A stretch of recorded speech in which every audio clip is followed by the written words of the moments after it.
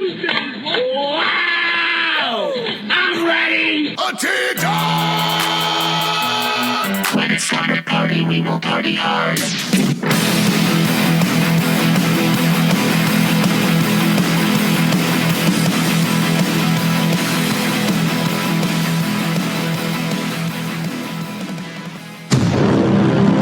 AlEatsFootball.com, AlEatsFootball.com. This is the Boken Boys Gamble Their Rent Away. Thursday, November 7th, presented by AlEatsFootball.com. This Saturday, presenting The Worm. Dennis Rodman. Very good documentary on him. What are we at? Oh. K. We're at K. I don't have any notes up. We have no K yet, but we'll think of one. I want to say Keith Kincaid, but that's hockey, and nobody cares about hockey, unfortunately. So let's quickly go. Brother of Thomas Kincaid, the famous painter. Let's quickly go into our picks from last week. I had a very interesting week, I guess is the best way to put it. I basically split everything except for the first one. It's going to be the KKK episode. Let's just call it the Ku Klux Klan. No. Okay. Come on. All right. Come on. Well, I'm just throwing it out there. We were just playing Africa. How could we do that?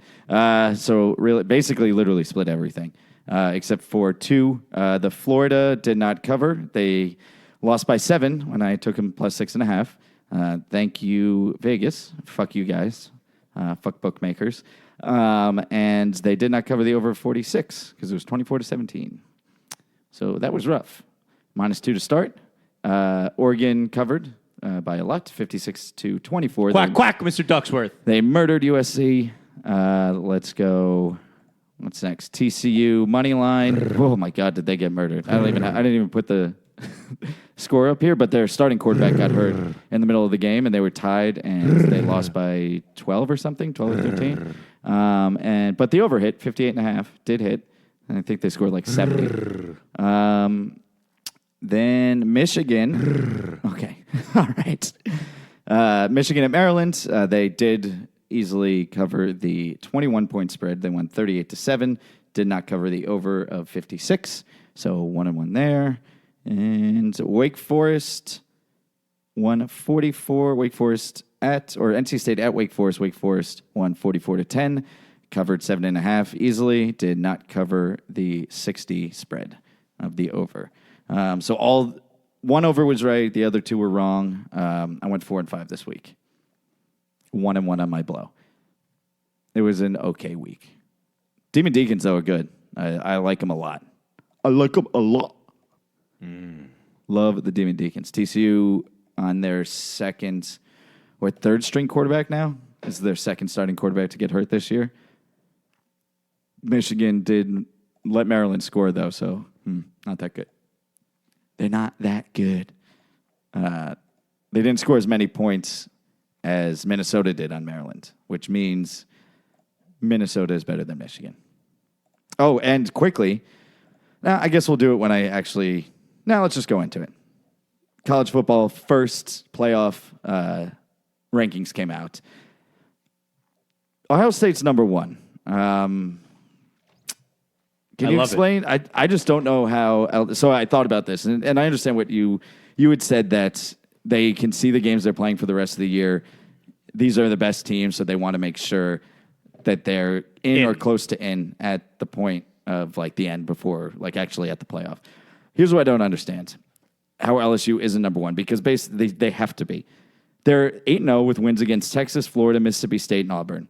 Ohio State is 8-0 with big wins against Wisconsin. Maybe Nebraska. And Wisconsin lost to Illinois. So not really a big win. Alabama's 8-0 with wins against no one. Literally no one in the top 25. Haven't beat anyone. And Penn State has big wins against kids under the age of 18. Ha! Zing. No, but Penn State actually should technically be above Alabama. Oregon at 7, don't really like it. Their only losses to Auburn.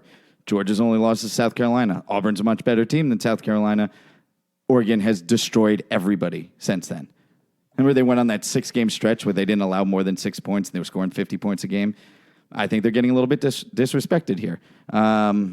So yeah, I don't understand how they come up with these top picks here. Here's how I look at it. If you put LSU 1 and Alabama beats LSU, you have to put Alabama at number 1. Right? No matter what, if Alabama beats LSU, they're going number 1. Okay. So now if you have LSU at number 1 and Ohio State at number 2, if they lose to Alabama, you could argue that they should still be number 2. Now you don't have that argument. Now whoever wins this game is 1, whoever loses is 3. That's it. Easy enough. And then Ohio State moves to 2. Penn State is 4. Whoever wins the Ohio State-Penn State game, they put them at 4 because if they end up splitting, oh no, they only play once, I'm sorry. Whoever wins that game will go to the new number 1 probably at that point then. And the loser doesn't have to fall too far. Well, if Penn State loses, they have no chance, basically. No, they 100% still have a chance. If their only loss is to the number 1 team, Ohio State. No, they're playing Minnesota. Penn State loses this week. Oh, if they lose this week, correct. They're in some trouble. They're out if they lose this week because then they would have to beat Ohio State. A 1-loss Penn State to which would be at worst case scenario, a 9-3 Minnesota wouldn't be a bad loss at that point. Minnesota's 8-0. I know they couldn't finish any worse than 9-3 if they lost if they beat Penn State is my point. Okay. So that would be a way better loss than Oklahoma has. It would be not as good as a loss as the LSU Alabama. However, whoever loses that game will not compete for the championship. If Alabama loses to LSU, they're out. They have no chance of getting in as 1-loss team. Literally no chance. Unless LSU were to lose twice. Because who does Alabama play for? They play Auburn, I believe. Yeah, they play Auburn. It doesn't That's matter. it. That's the only other game that they have. 1 loss and they're out. Yes. Which they don't even deserve to be 3. I think Penn State deserves to be 3 over them. If they're going to put Penn State in it, put them at 3. They have bigger and better wins. No, I think you got to put Clemson at 4 and Penn State out. Clemson and Alabama. Basically, Clemson. If Clemson's out, Alabama should also be out because they have the equal amount of quality teams that they've played. They're both undefeated. They've both been to the last 3 national championship games. You have to take that into consideration. You have to reward successful programs. I understand. I'm a fan of the little guy. You got to let the little guy in. Penn State's not a little guy. Exactly. That's why. If it was South Florida, UCF this year, and UCF was 6, I'd be like, no, put them at 3 or 4. SMU lost, so they don't have a chance. Correct. Well, they never did, but now they definitely don't. Clemson plays in their conference. They schedule games out of conference. Alabama never schedules out games out of conference, but they play in the SEC. Clemson. Well, Alabama has those D1 AA games. Bethune-Cookman. Yeah. But I've asked you this before. Is it better to do that or just not play? So I think what they should do is change it to a 6-game playoff and take out the bullshit game at the beginning of the year. Just fucking take that out. Well, Clemson played Texas A&M out of conference. Give 1 and 2 a bye. It's not their fault that A&M is a down year. They scheduled an SEC school. How much better of a good SEC school in theory? And they do these things take a bullshit game. Just take a bullshit game away. But they do these 5 years out. It's literally all for boosters and money, and it's just all for the NCAA to give these fucking schools money for no reason. Yeah, let them do what they want. Maybe get their backups get to play a little bit. But look, they schedule these games way in advance. So 5 years ago, A&M was a top 10 team, right? So then they schedule A&M. Is it their fault that A&M has been worse? You can't help that. It's not like you decide your schedule a month before. No, they schedule they schedule games like the Florida State, Alabama just scheduled a series from 2021 and to 2023 against each other every year. All right, so that's 4 years out. What if one of those teams ends up being horrible? What if Saban leaves and Alabama all of a sudden just tanks? You're right. That's not that's not their fault. But 4 years out in college football, it should be based on your recruiting. You should have. I mean, if you have A&M was recruiting, good 4 years ago, and they played A&M. Then their recruiting was bad. Yeah, that's not really Clemson's fault. That A&M got worse. They scheduled a top tier team from the best conference in America. But just Penn State should be over Alabama. I think Clemson should be 4.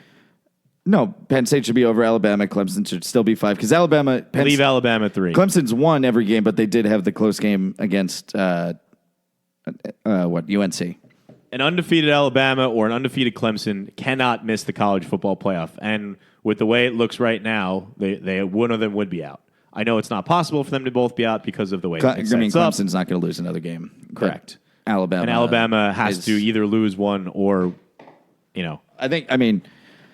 I'm nervous, but anyway, let's just go into your picks from last week. I can go on a rant here. Last week, I went 1-2 on my locks for minus 10 units. That's that, because of Cleveland.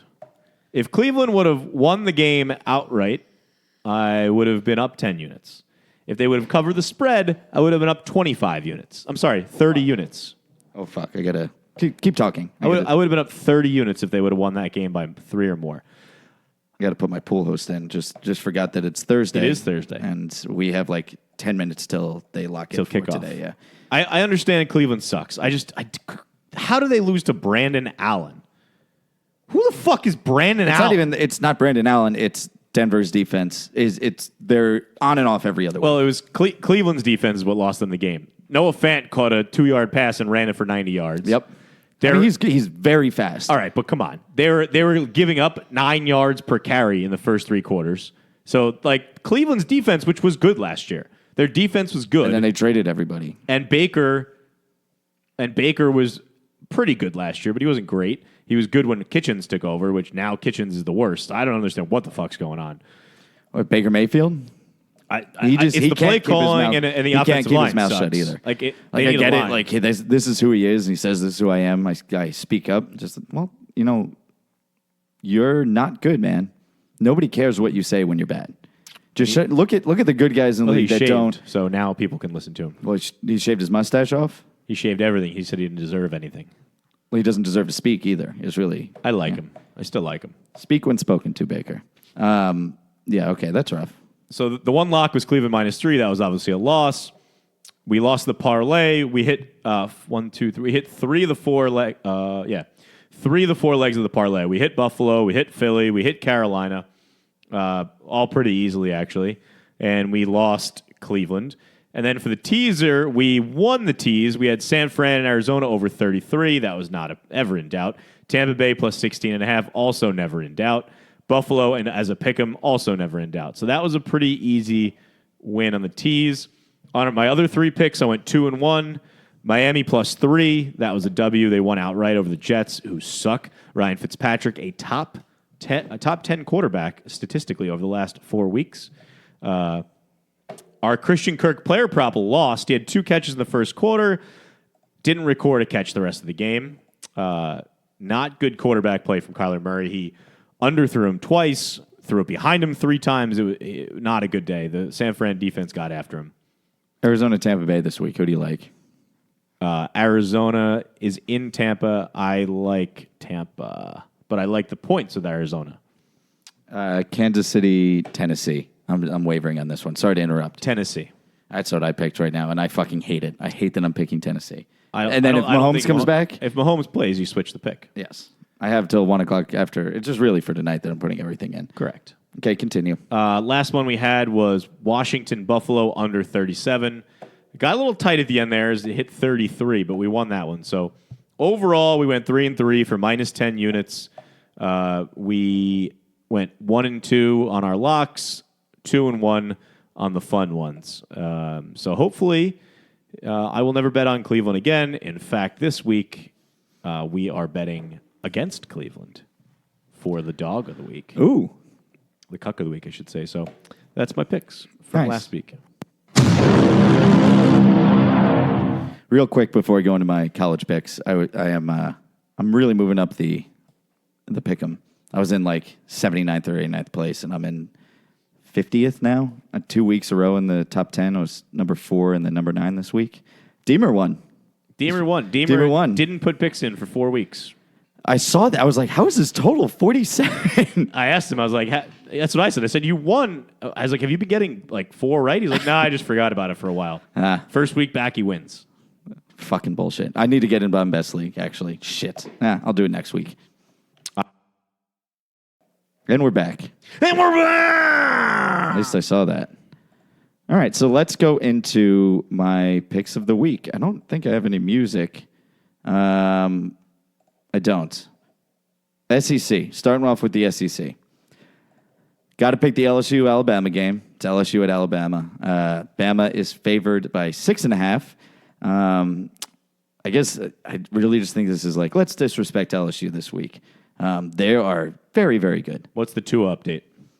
It's still like game time or like he's been practicing, like fully practicing, so he's probably going to play. But I don't know, man. This guy is very injury prone. LSU is a great defense. They do have one key defensive player that's out, and I don't think that really matters. This is the first game Alabama's really playing anyone. I'm saying all these things, and I know I'm shooting myself in the foot because Alabama does this every year where they don't play anybody, and then they still dominate everybody else. Like they just dominate the good teams too. But 6.5, I think LSU covers that. It could be a close game. I think LSU is going to win. I think Burrow and the Bayou Boys are very, very good. What was the over-under in that? I didn't even look at it. I don't want to touch it because every last time year was 9-6. Yeah. Every time I touch one of the big games in the SEC, it's like a low over-under, and it never hits the over. Like it's like 43 or like 50 or 46. I'm like, oh, it's definitely going to be an over. Look how many points this team scores. And then it's 20-20. 23-17. That's the primetime game at night, right? It's got to be. Because the Minnesota-Penn State game is at noon because Minnesota wants it at noon, correct? Or Ohio State, Penn? No. Who's playing Minnesota? Well, Penn State. Penn State. It's the noon game. That's the noon game. That's Minnesota saying we want to play at noon. Yeah. Well, let's jump into that. I'll just jump down to the Big Ten. Oh, wait, sorry, I didn't make my pick there. LSU minus 6.5 or plus 6.5 at Alabama. I think they win, but I'm going to take the points just to give myself a little 6.5 cushion. is nice, yeah. Because they've been winning games by 3 against good teams. So going into the Big Ten, Penn State at Minnesota. This is a big game this week. I looked at Ohio State's schedule. I don't think they play anybody else really. I mean, they'll have games, but they're playing. Maybe they're a bye week this week. Either way, Penn State at Minnesota, both 8-0, both the Big Ten, both love what? LSU Alabama's at 3:30. Oh, interesting. It's not the night game. That's really disappointing since I will be in Brooklyn. That's terrible. I'm going to make him turn on the game. Anyway, sorry about that. That's okay. Both of these teams are 8-0. Both are in the Big Ten. They like playing close games when they shouldn't. I don't support child molestation or rape. No one does. So I'm going to support the Golden Gophers because the only thing they molest is wood, not children. Jeffrey Epstein didn't kill himself. And Jeffrey Epstein did not kill himself. I will take the Gophers plus 7. They're underdogs at home. Terrible bet. I think they're better than everyone thinks they are. I think they're getting disrespected. This is you're disrespecting me week. Okay. Gophers plus 7. Let me just read off the scores of the games that Minnesota has won that you're so impressed by. In overtime, they beat Fresno State. It's early in the season. They beat South Dakota State by 7. Early in the season. They beat Georgia Southern by 3. Early in the season. They beat Rutgers by 50. Purdue only by 7. Rutgers by only 35, and I actually do have to say only 35. How much they beat Maryland by? Maryland is clearly not a team anymore. Since the first 2 weeks. So they now have only scored 130 points in the first 2 weeks. They scored, 140-something? Yeah. Here's my prediction. Minnesota is going to lose their next 4 games. I don't think they're going to win the game, but I think, I think it's going to be a close game. Like, they're still a good enough team to compete with Penn State. Penn State's going to kill them. They're going to take them into the showers and rhythmically slap them, a.k.a. rape them. They are going to lose to Iowa at Kinnick. Not even a chance they win that game because they just lost to Penn State in this scenario. Their morale is low. They're going to lose to Iowa. Then they're going to go to Northwestern when a win there probably gets you a guaranteed. It's the weather in Minnesota. Doesn't matter. Oh, it matters. No, it doesn't. Penn State's a way better football team in every facet of the game. Okay. Then they're going to go into Northwestern, and if they win that game, I'm pretty sure at that point they will have clinched. If they win that game, they clinch a title berth bid. So they'll lose that game to Northwestern. And then they'll play Wisconsin the last week of the season for a chance to get into the title game and lose to Wisconsin. So you think they're going 8-4? I think they're going 8-4. Give me odds on that, Bones. They in theory, they will be the the underdog against Penn State. They will be the underdog at Iowa. They will be favored against Northwestern by a fuckload of points because Northwestern is dog shit. Let's see if the line moved at all. It's 6.5. Oh, it went down. It went in Minnesota's favor. Okay. It's 6.5. Because it was 7. They'll be favored at Northwestern, and they will be underdogs at. Oh no, they'll be home against Wisconsin. They'll probably be dogs if they lose 2 of those 3. So, give me some odds here, Bones. Give me odds that they'll lose their next 4 games. Keep in mind, Northwestern sucks. They'll be a 3-touchdown favorite on the road. You forgot they beat Nebraska 34-7. You forgot to add that win in there. I wanted to just highlight things that fit my narrative. And they also beat Illinois 40-17, who Illinois beat Wisconsin, which, based on transitive properties, that means Minnesota's better than Wisconsin. I was just highlighting teams that fit my narrative, okay? And they beat Rutgers by 35, but Rutgers only scored 7. Give me odds that they will lose their next 4 games.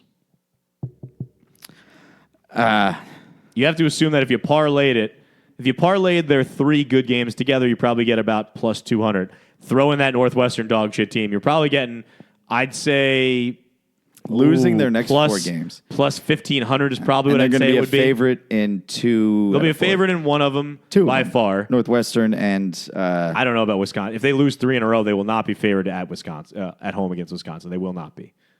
No. But then, so wait, they play Penn State. Then at Iowa, they will be dogs at Iowa. That'll be an even money game. Wisconsin will be an even money game. They will be favored by 3 touchdowns against Northwestern, I think. I'd put it at plus 12 to 1,500 if you parlayed it right now.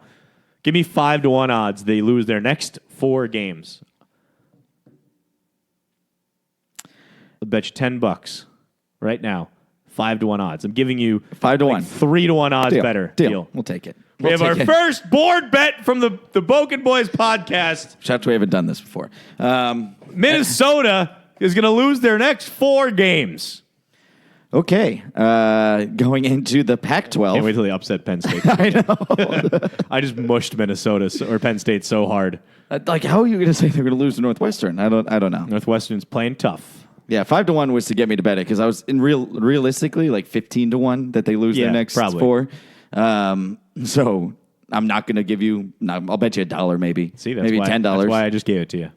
$5 at most. All right, so Pac-12, USC at ASU, Arizona State and Herm Edwards. They're coming off a bye week following 2 losses to UCLA with Chip Kelly, which that one was tough because UCLA figured it out, I guess, that week. And their offense was actually good, and ASU has a good defense. And then they lost to the secondary Mormons, which is Utah, not BYU. And then Utah State's the third. What's after secondary? What's the third? The third ranked Mormons, Utah State. Tertiary. There we go. See, you're a smart guy. USC stinks. They haven't been good for like 15 years. Like, when's the last time USC was like a good team, a powerhouse team? Even when Sam Darnold was there, they stunk. The Reggie Bush years. Yeah, that's it. Like Reggie Bush, the Matt Leinart, the Carson Palmer, like those were the years when USC was good. Matt Castle, who never Matt started Castle, for them. Matt Castle never started, yeah. How awesome is that he got drafted in the NFL and never started a college football game? That only happens on like defensive line. Because they just draft and maybe tight ends, because they draft guys from other sports. And maybe wide receiver as well. Because you can draft like a fast runner or like a lacrosse player. Like, what the fuck is his name? Fuck that guy. Fuck Chris Hogan. Chris Hogan. Anyone want Chris Hogan? Anyway, USC stinks. Arizona State is -1.5 at home. I'm going to take a -1.5 because I'm not going to lay anything. I might actually do an alternate spread and take them like -7 because I think they're going to beat the shit out of USC. They have a rookie or a true freshman quarterback who looked good for like 1 game and like just has stunk ever since. Not stunk, but he just isn't as good. And Oregon went in there and they have like this. USC has these great wide receivers and just fucking shut them down. And scored a lot of points. Let's go into ACC. before my blow. Wake Forest at Virginia Tech. You love Wake. I love Wake. Wake's very good. Their mascot's an oxymoron, which I love. Demon Deacon. Would that be an oxymoron? I think it is. A demon and a deacon can't be together. Unless a demon It's a marriage of unholiness. or holiness and unholiness. Virginia Tech, their last good quarterbacks were dog murderers, and they stomped on people's calves. And I'm talking about the Vick brothers. Remember when Mike Vick's brother was at Virginia Tech and he stomped on that guy's calf and never played football again? Marcus Vick. Yeah. Wake is -2.5 at Virginia Tech, which is crazy, but their offense is like extremely fucking good. Like they're literally riding motorcycles around the fields in real life, not just Chimpanzee ride on Segway. Chimpanzee ride on Segway. So I'm going to take the Demon Deacons at Virginia Tech -2.5. The power of Christ compels you. Oh, does it? Does it compel me? I can't stop burping. Why would you eat? I had turkey burgers with an egg on top and some cherry peppers with a side of rice. Okay. And now it's time for Fab Fit.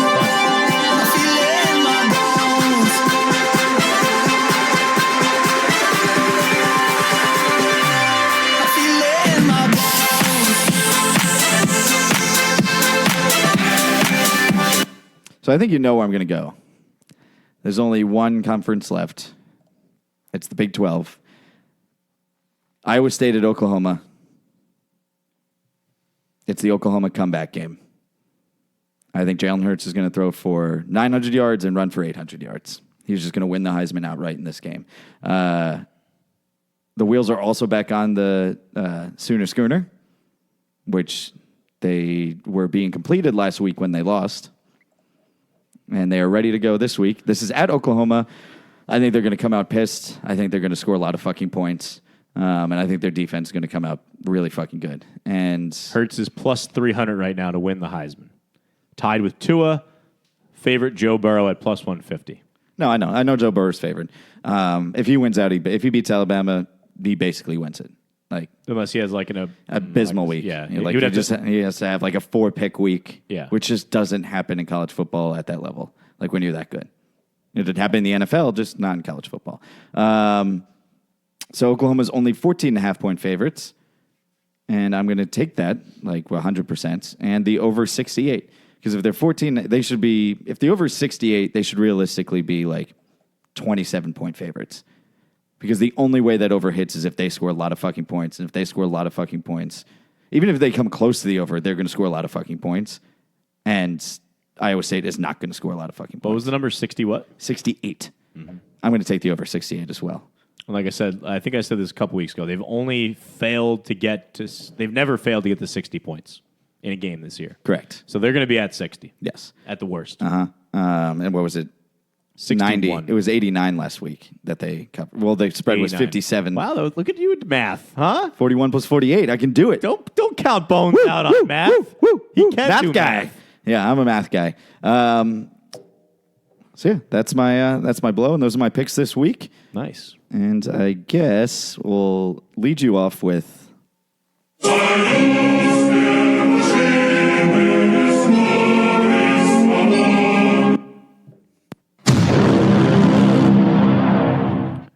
Seven things every kid needs to hear. 1, I love you. 2, I'm proud of you. 3, I'm sorry. 4, I forgive you. 5, I'm listening. 6, communism has failed every time it was tried. 7, Epstein didn't kill himself. This week, we have our 6-pack of picks. We will have no fun.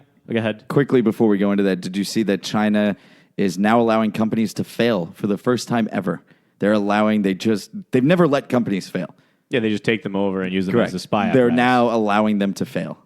Like they've put in bankruptcy laws and they're allowing. I was like, they've never let this happen. How is that possible? Because their economy's been declining finally after like 50 years of rapid growth. That and they already got their claws into every single country, so they don't need to infiltrate anymore. It was just an elaborate ruse to steal all of our stuff.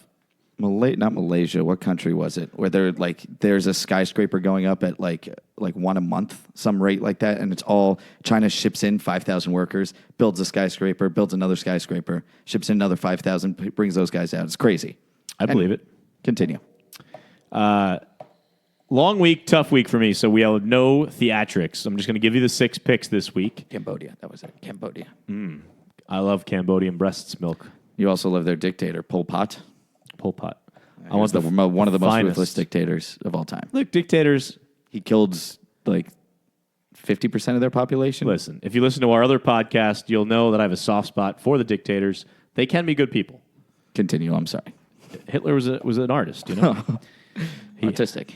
He was unfortunately, he was an artist at killing Jews, which we don't approve of. This week, the lock of the week I have is the Rams, our almost heaven lock of the week. The LA Rams -4 against Pittsburgh. I'm going to throw 5 units on that one. Fishy line. You'll hear Stu, who's actually going to be on after this, but we talked to Stu. He thought this was a fishy line as well. Mason Rudolph has not been great, and I'm very upset about that. I'm the biggest Mason Rudolph fan. For like 4 years now. Well, I loved betting on his overs at Oklahoma State. It was always a lock. He threw for 9 million yards. Who was wide receivers, though? James Washington, Yeah. who's on his team and has not done well. The Rams are a good team. I don't understand why this is only a 4-point spread. Cooks is out, but we already knew that. Josh Reynolds is more than an adequate replacement. Their defense... Cooper Kupp? Not a replace. No, I'm saying to replace Cooks. Oh, yeah. Josh Reynolds can replace Cooks. I mean, they're using Everett more. Gurley looks a little bit better. I don't understand why this is only 4 points. I guess they think home field's that much of a thing, but I think the Rams are going to run away with this game. I don't think it's going to be close. I think it'll be close. It's Pittsburgh. It's a different environment there. I don't know, man. And like the way they built the stadium too, with the wind whipping, like field goals, Greg the Leg isn't going to be draining them. Does that matter? Like, how is Pittsburgh going to score? What's the weather? We never look up weather, and I feel like because it's too far out. It's Wednesday. Usually we do this on Wednesday, and weather's Thursday. always wrong. It's Thursday. I said usually we do 3 it days. on Wednesday. Let's look it up. Usually Go ahead, we just do keep it on talking. Wednesday. I'll look it up. I just can't see this being like a close game. I think it's going to be a blowout. Look at like the Steelers' last few games. They beat the Colts by 2. They beat the Dolphins by 13, and keep in mind that they were losing 14-0 in that game. They only beat the Chargers by 7. They lost to the Ravens by 3. All right, they blew out the Bengals. They lost to the 49ers. They lost to the Seahawks. They lost to the Patriots. Lost to the Oh, that's preseason. So I was like, wait a minute. they're not a good team. So this line is fishy to me. I don't like it, so I'm going to take the Rams. For the tees... Weather's good. Weather's good Sunday. 52. It's going to snow the next 2 days, and then 52-degree high. I think even with bad weather, I'd take the Rams. They're still going to be able to move the ball. Wind is the only thing that would kind of fuck them up. Seattle plus... This is my tease of the week, my thick pick of the week, because a little extra never hurt. We're taking Seattle up to 12. They're playing at San Fran. We're going to tease them up to 12. And we're going to take the over of the Tampa Bay Buccaneers and Arizona Cardinals. We're going to tease it to 46 and take that over. We're going to throw 5 units on that. So Seattle plus 12, Arizona, Tampa over 46. Seattle's good, right? Seattle's good. San Fran will not go undefeated. They're not going to go undefeated. Do you look at that team and say, wow, this team's going to go undefeated? You think that they're going to go undefeated? I think their defense is... I don't think they're going to go undefeated, but... Two teams have gone undefeated. The Dolphins and the Pats. Do you think that this team is nearly as good as either of those Jimmy teams? Garoppolo isn't a good enough quarterback to go undefeated. Correct. They're going to have it done. Have they ever played? They have not played from behind all year. Why are they not trading for wide receiver? Why are they not trading for fucking... Like, Beckham doesn't want to be on the Browns anymore. They got Emmanuel Sanders. Oh, that's right. And he had a great week last week. Sorry, forgot about that. Kittle's questionable. He might not play. That's massive for them. That's their number 2. He's their number one receiver. Number 1 wide receiver. He's their number 1 receiver. So if Kittle doesn't play, what if Seattle gets up 2 quick scores? San Fran's fucked. Garoppolo's had a good year, yeah, but he's never had to do anything. But that's not what Seattle does. Seattle likes to go down 3 scores and then come back, which they won't be able to do against the Niners. But I think if Kittle doesn't play, this is a loss for them. Outright a loss. I think if Kittle plays, he's going to be a little banged up. He banged up his knee on the first play of last game, sat out for like half a quarter, came back in, had a good game but didn't look the same. I think if you're San Fran, you sit him no matter what, and you make sure his knee is good. Friend of the pod, George Kittle, sucked his dick once. Only your second dick sucked. I think you gotta sit Kittle, let him get healthy. You're gonna make the playoffs because actually, I mean, if they lose like 5 games, they might not make the playoffs. But Arizona, Tampa, 2 dog shit defenses. It's gonna be a track meet. I'm sure, of course, now that I say that, it'll be like a fucking terrible rainstorm in Tampa, and the gods will unleash fury, and Kyler Murray will get hurt, and Jameis Winston will do Jameis Winston, where he drives all the way down to the 10-yard line and he throws an interception, and then Kyler Murray will drive all the way down the 10-yard line and he'll throw an interception. The only way this game doesn't go over is if both teams... 80 and sunny on Sunday. All right.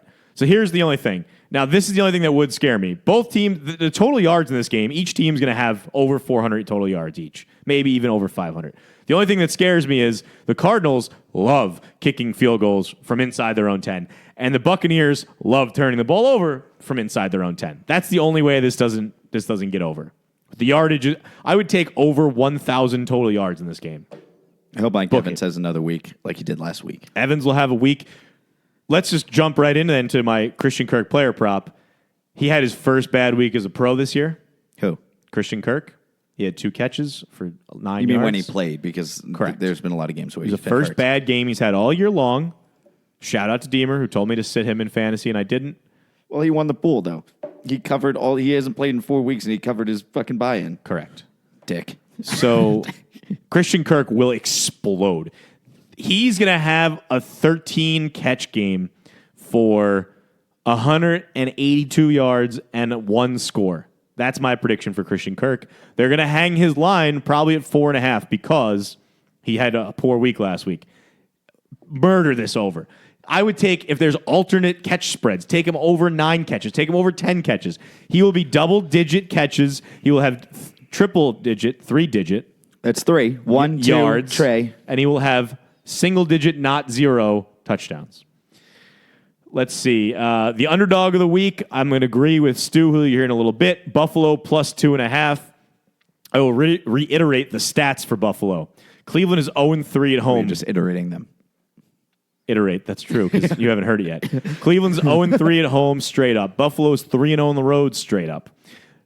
Baker Mayfield has the worst quarterback rating in the NFL when he's not under pressure. 6 touchdowns, 10 picks. The Bills have a great defense. Josh Allen will be able to move. Listen, if fucking Bobby Allen's kid Brandon got to move the ball down the field on this Cleveland defense, I think Josh Allen will. It's going to be a big game from John Brown. Cole Beasley, 8 catches out of the slot. Luckily, I bet preseason, I bet Cleveland, I think it was under 6.5 wins. I think that's a lock. It was either under 6.5 or under 5.5. No, it was definitely 6.5 because they won 7. It might have actually been 7.5 or 8 because no, it was 8. Their over under was 8 because they won. But whatever it is, won I took 7 the under. last. They won 7.5 I put like last 50 year. on the under. They won 7.5. Yeah, and that's no longer possible. Well, it's possible if they win out, which they won't. No, I would take Buffalo money line too if I were once Buffalo gets the lead, Cleveland's not coming back. So no, Buffalo plus 2.5. My Guma of the week, the pick I like second best, Detroit plus 2.5 over Chicago. I like them like -5 over Chicago. And they're getting 2.5. Yeah. I don't understand this line at all. Detroit's look good. They've lost close games, but when they lose, it's usually they still look good losing. Stafford's having the best year of his career probably right now. Galladay's playing out of his mind. Marvin Jones is playing out of his mind. Hawkinson is still a good young tight end. I love Detroit here. He's on the waivers, by the way, if you want to pick him up. I do not. I have Chris Herndon. You don't want to drop him for Hawkinson? I have George Kittle, friend of the pod. I sucked his dick once. You're going to keep him next year? Kittle, 100%. He's only $15 next year. I think Hawkinson you can get for like 5. The production might be a little bit skewed there. Different. Yeah. But maybe it's Kittle top sophomore 3, year. Hawkinson top 50. Well, he's better than Jimmy Graham. I'll just say that. I just looked at their stats. I was like, why do we drop him? Why the fuck did we do that? And I kept Ben Watson. Yeah, the Patriots tight end situation is a mess. It's a mess. In fact, the best Patriots tight end this year is former Patriots tight end Jacob Hollister, who had 2 touchdowns for the Seattle Seahawks last week. That's because they're second. Everyone's out. Yeah, they have no tight ends left. Dixon is coming back this week, but I still like Hollister there in that spot. My parlay of the week, a.k.a. the Owl, because one will lose like it did last week with Cleveland. I have 5 teams on the money line here. Bones, stop me when you think I get one wrong. New Orleans are minus 600 over Atlanta. Is there any chance Atlanta wins this game? No. Well, I mean, this is like the San Diego, what's it called? Game. Yeah, but San Diego's good. Atlanta sucks. And this is in New Orleans. Correct. Which is, I mean, it's a dome game, whatever. No. All right. Baltimore over Cincy. No. I mean, yes, keep going. Yeah. Indy over Miami. I get that Hoyer's the quarterback. I get Fitzpatrick is a top 10 quarterback over the last Mack's 4 weeks. Marlon Mack's just going to run all over them. Marlon Mack is just, he's going to have 200 yards rushing and 3 touchdowns. I absolutely love Miami plus 10.5. In fact, this is one of those games where I would tease either side of the game and just say, I'll take Miami plus 16.5 and I'll take Indy minus 4.5. Give me that tease. I'll take it that it's going to fall in that realm. Turn off the Mac, there it is. Turn off the Mac, come on, turn off the Mac. My God, you know that I'll be back. He's going to have 100 yards. At least. And at least. I think they're going to just don't even throw the ball. Just hand him the ball 50 times. Prediction, Marlon Mack and Nyheim Hines will both score touchdowns this week. I like that. Nyheim Hines on a screen pass for 35 yards. Both will score a touchdown this week. So those are the first 3. Then Green Bay over Carolina. Green Bay it's in Green laid Bay. an egg, right? They don't do that You again. know they're coming back. They don't do that again. Carolina just got news that Cam Newton's out for the year. Kyle Allen, he's on IR. They put him on I IR. know. He's out for the year. Well, they put him on IR. Which was nice of them to do that. They could just fucking cut him because they're never going to play him again. Well, listen, Kyle Allen now is going to relax. He doesn't need to play well. He doesn't have anyone breathing down his shoulder. Green Bay's not losing. Green Bay's winning this game. And the last one I got here is the Rams over Pittsburgh. That's the one you lose. You think I lose that one? I think Pittsburgh wins. All right. I just didn't agree with either of you because Pittsburgh they're being very disrespected, which I think they won. Didn't they win 9 games last year, even though they were terrible? Yeah, with Big Ben. Mason Rudolph has been, like I said, really bad. The Steelers do they have their running backs back? Is Connor coming back? No, they have Samuel. The Steelers have Samuel's won. good. The Steelers have won 3 in a row. Right? They beat the Colts. Should have lost that game, but didn't. You can't say should have lost in the NFL. I mean, listen. Brian Hoyer came in quarterback. Vinatieri missed an extra point and a field goal to win the game. I'm just saying they played a close game. They're not better than the Rams. That's not like the Rams are a better team. So, if you add all those teams up, so New Orleans, Baltimore, Indy, Green Bay, and the Rams, it's plus 278 on the money line. Throw 5 units on that. 500 to win 1,400 is what you get. Those are my 6 picks from the 6 borough Bonesy. You want to give me a whammy, or Yep. are we just going to sit here? I'm just going to stare into the abyss.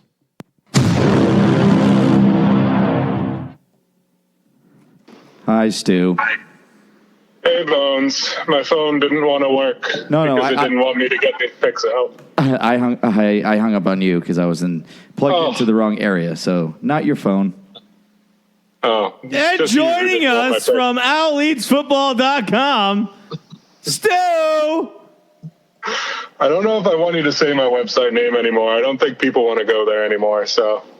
You are our presenting sponsor, so it's because of us. It's because of us. That's why. It's true. Well, I'm in a dark place right now, boys. So my trademark zip and zeal might not be there today. I told you that Pats was a bad pick this week. All you have to do is flip a light switch, and you'll be back to the light. Oh, well, I am in San Diego, and it's 70 degrees and sunny, so I should be okay. Oh, fuck you. Real mature. Real mature. The Pats was a bad pick. I'll give you that. You had it the week before against the Jets, and then you chose against their hardest opponent yet. Should have given them a week. If they blew them out, then yeah, sure. Move it on up. That's true. Yeah. The Packers, I don't understand how the Packers or the Jets lost last week, though. I still don't get that. Yeah, the Packers, it was another home game for the Packers as predicted. And all of a sudden, San Diego figured it out. I don't know. Yeah, I mean, I have no explanation, but the good news is I still have money left. I still have a few things I can pawn, so we're still going to be able to make some bets. What are you laying your shekels out on this week, Stu? Well, I'm pretty nervous about this one, but equally as excited. Kind of like a fear boner situation. But My favorite I'm going to type. bet on the Bills. Yes! The Bills plus. I mean, I just don't understand how they're not favored in a game against the Browns, who just lost to Brandon Allen. I don't know if you guys have looked this up. I don't have it next to me, but Brandon Allen has insanely small hands. So small. I think the smallest hands in the league for a quarterback, and they lost to him. So now they face Josh Allen, who's like 6'7", massive hands. I don't know how they're going to beat him, but they're favored, and it doesn't make any sense to me. None. No. Well, it's yeah. it's the Allen battle, is that, or it's the Browns against the Bills? Browns versus the Bills. Browns. Okay. Yeah. There's a lot of good Allens in the NFL this year. Three. Three solid Allens. 10% of the starting quarterbacks last week were Allens. Correct. Cleveland is 0-3 at home. Buffalo is 3-0 on the road. Fun fact. So when I first came on this podcast, Z, you used to say I use too many numbers, but I think you're the stats guy now. You're all over it. I only have like 6 numbers written down, and it just so happens this was one of the games that I had him. How about this for a stat? Baker Mayfield has the lowest QBR for any quarterback when he's not being blitzed. That's a terrible stat, right? That's scary. I think that reflects mostly on Freddie Kitchens, because I think Freddie Kitchens stumbled into a head coaching job and is clearly not sure what to do with it. 6 touchdowns, 10 interceptions while not being blitzed. Oh my God. That's really bad. It's just crazy to me that they're playing so poorly and they don't just throw the ball to Odell every time.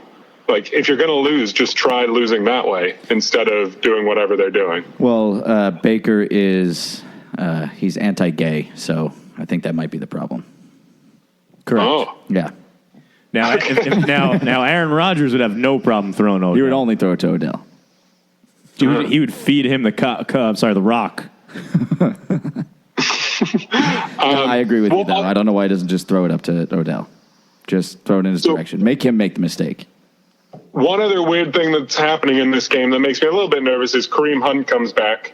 I don't know if that matters, but it's just an unknown, which is a little scary. Well, what's also scary is that Freddie Kitchens has one of the best running backs in the game already, and he said, we're definitely using Kareem Hunt, like, a lot. Like, what are you doing? He hasn't played in 8 weeks. That means he's fresh. Just make sure all the women are put away. Oh, yeah. Well, no one's going near Baker Mayfield with that mustache, so I think we're safe. Correct. So you're going to take the Bills. I love the I'm going Bills. to take the Bills. I think I have a 16th of a snatch to put on this game after last week, so it's not my lock of the week, actually, though. My lock of the week, I did this in the wrong order, but my lock of the week is going to be the Ravens. I think it's -10 right now at Cincinnati. I hate it. How do you hate it? Are you thinking hangover? I hate that. Tell me why. Talk to me. Rookie quarterback with a winless team coming off a bye against the Baltimore Ravens, who are, like you said, coming off a hangover. Here's my counter argument to that, is that this quarterback, Ryan Finley, coming in, is renowned for checking down. He is the master of the check down. And currently, A.J. Green's not going to be back. So Cincinnati plays with 2 starting wide receivers, Tyler Boyd and Auden Tate, who are essentially just glorified tight ends. So they have no explosiveness, checking down consistently, and they're going to have to compete with a defense that let up 150 rushing yards to Lamar Jackson just a few weeks ago. So given that the Ravens also now have a good defense with getting Marcus Peters and Jimmy Smith back from injury, I just feel like there's no way Cincinnati can score double-digit points in this game. And that means the Ravens would have to score 17 for this not to cover, and I don't see that happening. I agree with everything you just said. However, gambling makes no sense. So I know. This is one of those games where Cincinnati loses on a last-second field goal. Okay. And to be honest, I have no confidence left in me. I'm shook. It only took 2 weeks for that? Come on. You should see me in the bedroom. I have less. I have seen you in the bedroom, and I know that's a lie. Yeah. Honestly, Bones, yeah, like the fact that the Packers got smoked last week, I just don't feel like I have a handle on anything in the NFL right now. Well, nobody could predict that. That was a. I have no idea what the fuck happened. It's just like San Diego's like, we're going to play this week. This is the week we're going to try. We haven't tried it all year, and our defense is going to be good all of a sudden, out of nowhere. Did anybody come back? Did somebody come back? So they've had weird injuries. Like Russell Okung was injured, their left tackle, and then Melvin Ingram on the defensive line was Melvin injured. Ingram, yeah, that helped out. It did, but like, how much does that help? I don't know. Packers without what's his name? Was the wide receiver? Devontae Adams. Devontae Adams looked very good, and the second he comes back, they've regressed. Very much so. And the Chargers, I don't know, the Chargers just shut down everybody. It was just a weird game. But this is a good segue into, if you're listening and you're like, why would I ever go to alleysfootball.com? This guy doesn't get games right and doesn't know anything. We are debuting a new algorithm this week. Yeah. So we Gambling did algorithms. Let's go. We did a little number crunching, and we're debuting our algorithm, which is tentatively titled Worms. And Worms stands for Wins on Real Margin of Success.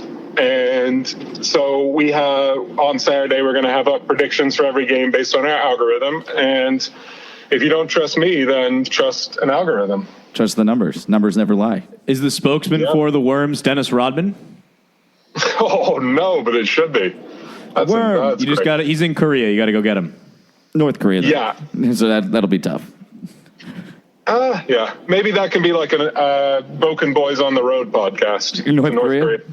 I mean, I'd be so turned on and so terrified. It would be awesome. Fear boners. Fear boners. Fear boners. It's like betting on the Bills. It's perfect. Nice. Any other large hand picks? Yeah, I mean, so I'm a little perplexed by this line too, but I guess I feel good about it, is picking the Lions against the Bears. I will point out that the Bears covered last week, so I made money on Mitchell Trubisky, which is crazy. They backdoored, right? They had 1 yard passing in the first half, and then somehow Philadelphia never extended the lead, didn't do anything, and just ran the clock out basically. So he has a 38.9 QBR, I believe, or 36.8. One of those two. Like it's like the worst QBR. Yeah, but what's his WAR? What's his whip? What's his whip? What's his? Well, we're talking about algorithm and Worms. I know. I'm and just Dennis asking. Rodman. What's his WAR? His worm is very bad, I can tell you that. What's his true passing percentage? Really bad. Whatever it is, it's really bad. I'd love to know his when he's not getting blitz stats, because I have to assume it's worse than Baker's. Baker has the worst in the NFL. I just told you. Oh, that's because I guess Mitch doesn't even throw interceptions because he's just so bad. He just they don't let him throw the ball. Yeah. Hey. Hi. Hey, you can hear me? I can hear you now. Oh, beautiful. That's another sponsor right there. Oh, what is that? Sprint, yeah. Sprint. That guy has really made a career out of telling people that he can hear them now. I've thought this for a long time, but I'm pretty sure the best career in the world must be commercial actor. Like, you work for like an hour, maybe? No, they still have those like 12-hour days to film one commercial. Think about all those free food, all that free food they're getting, and the deli meats that they're getting. You know, when in between takes. I mean that's the best, awesome. The best job in the world. If you're like him or Flo or I don't know, like the State Farm guy. I'd bang Flo. Like if you're like those people that they have like a series of commercials. Sure, it's a great job, but otherwise it's an means to an end. No, I understand that. I was talking about if you like strike it big with a big campaign, like the guy who is Disaster or Trouble, whatever it is. Oh yeah. And that like guy. he literally is in actual TV shows now. Like he's actually made a career out of it, which is cool. Jim Halpert is the E-Trade voice, right? Yeah. Yeah. I think voice voiceover, actor. another great career. Yeah, voiceover actors are definitely a solid career. Because that is literally you go in for an hour, read a script, and then go home. That's an easy fucking job. That's kind of like a podcast, to be honest, but This is fucking hard work, Stu. No, it is. Believe me, I'm just a minor cog in the machine, and I can feel how much work goes into this. So You're about to lose your lead sponsor role if you talk shit again. okay, I'll watch it. I'll watch it. All $0 that you contribute. I'll be a good corporate boy. I'll play along by the. Well, until the last Thank 2 you. weeks, he was contributing for our betting dollars. Picks, correct, yeah. And yeah. Anyway, Yeah. anything else, Stu? I know you got to go Yeah. teach our youth. I know. Well, yeah, it's a tough life. Someone's got to pay for these bets. Yeah, no, just a quick one that I'm just staring at and I can't decide what to do with because I'm weak and powerless now is the Rams Pittsburgh line. It's just like the Rams coming off a bye week, Pittsburgh coming off a few just weird, crazy wins that I don't actually believe in. They're playing Mason Rudolph still, which is just like, I can't bet on Mason Rudolph, and I just think the Rams are being underrated. Again, like if they had made their last second kick against the Seahawks, those two teams would be tied right now. Like, I just think the Rams are getting a little underrated. I know it's on the road. I know it's in Pittsburgh. I know Pittsburgh's been winning, but I just gotta say it on this podcast that I think the Rams are going to win that game. What's the spread on that? 3.5. 3.5. Yeah. Okay. It's just a. I also like that, Stu. It's a very good pick. I don't understand the line either. I don't understand. I was the biggest Mason Rudolph fan in the world, but I have gotten off his bandwagon. The first week he played. Well, he got murdered, but you know. That was the second week. I'm off Mason Rudolph, which really pains me. You're on Duck now. No, I'm just off Mason Rudolph. Who's one of the Allen from Denver? Fuck Bob Allen's kid. All right, so I like that pick. I won't. I can't. It's in Pittsburgh, which their defense actually looks good. So That's true. If they shut down the run, I think they win the game. If they can't stop the run, it's like the Rams might kill them. Yeah. That's really it. And, Sean McVay had an extra week to play, and that's all I can really throw out there is, like, I know Pittsburgh has a good defense, but if Sean McVay has 2 weeks to game plan for you, I think he can figure you out. But unless you're the Patriots. Sean McVay, is he too smart? Does he get in his own head? Like, in that extra week, did he already have a game plan, and then the second week he's like, fuck, maybe this is the wrong game plan, and he redid everything? I think he sometimes overthinks everything, even though he remembers everything. You're describing my last 2 weeks of gambling to me, so maybe I'm too smart. Me and Sean McVay, two peas in a pod. Is that right? Well, maybe you should be one of his assistant coaches and then get a unwarranted head coaching job like everybody else that he's hired.